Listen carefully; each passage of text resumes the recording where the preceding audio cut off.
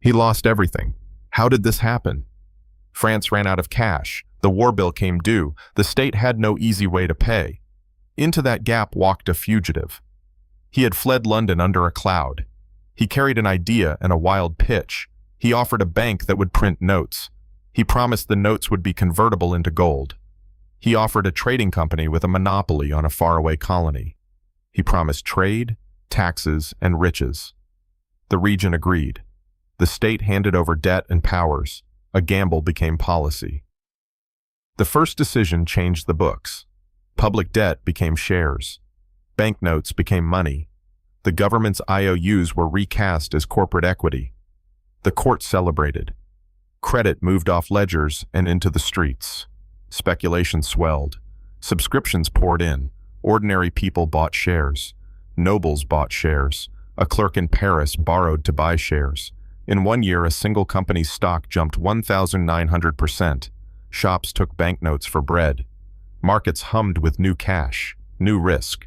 The bank printed more notes than it kept in gold. New decision. The company pushed its charter and sold grand promises of colonial silver. New consequence. People began to treat paper as real money.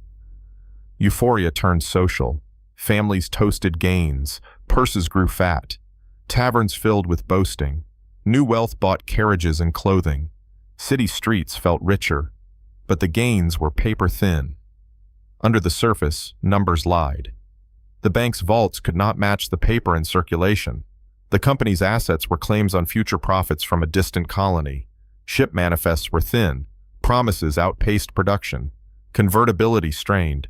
Gold and silver left the country. Risk multiplied. A gambler's rumor became a run. People rushed the counters. The bank promised specie on demand. Holders asked for gold. Vaults opened. Empty chests met anxious faces.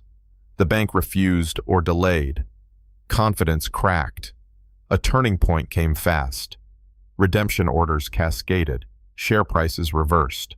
Where shares rose 1,900%, they now fell in hours. Auctions emptied. Lines formed at bank windows. The press ran fearful pamphlets. The state tried to shore up the system. It decided to suspend convertibility. It froze prices. The freeze was another decision with its own risk. Consequence? Credit froze. Trade slowed. Taxes fell. The state's transformed balance sheet unraveled. The company's equity no longer matched any real income. Banknotes ceased to be trusted. People hoarded coins. Exchange rates swung wildly. Human impact was brutal. Debts became crushing. Nobles who had borrowed to buy stock faced ruin. Tradesmen who converted wages into notes woke to worthless paper.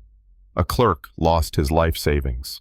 A widow could not sell a share for bread. Protests flared in marketplaces. Street fights broke out over change.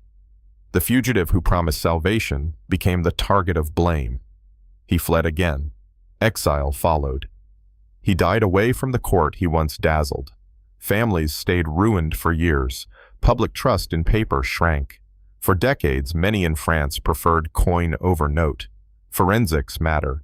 Ledgers, price lists, and letters survived. They show how credit turned into currency and then collapsed.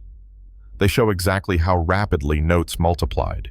They show who profited and who did not. They let us trace the single decisive choices that scaled a private scheme into a national crisis. A new risk emerges even now, when private profit and public credit mix without restraint. A new decision is always possible when states hand over debt to private hands.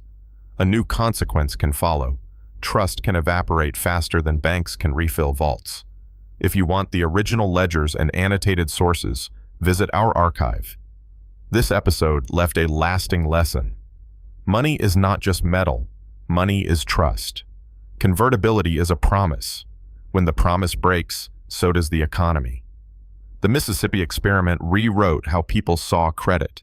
It created modern fear of paper money and modern rules about banks and state borrowing. The bubble echoes in every later crisis. A single market mania can sweep a nation. A single leader's gamble can change what people accept as money. The details are from 1720.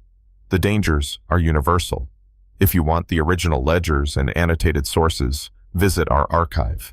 Study the auction screens. Watch the queues at the bank. Read the red ink entries that ended lives. That is how a fugitive turned a country's credit into a fortune for some and ruin for many.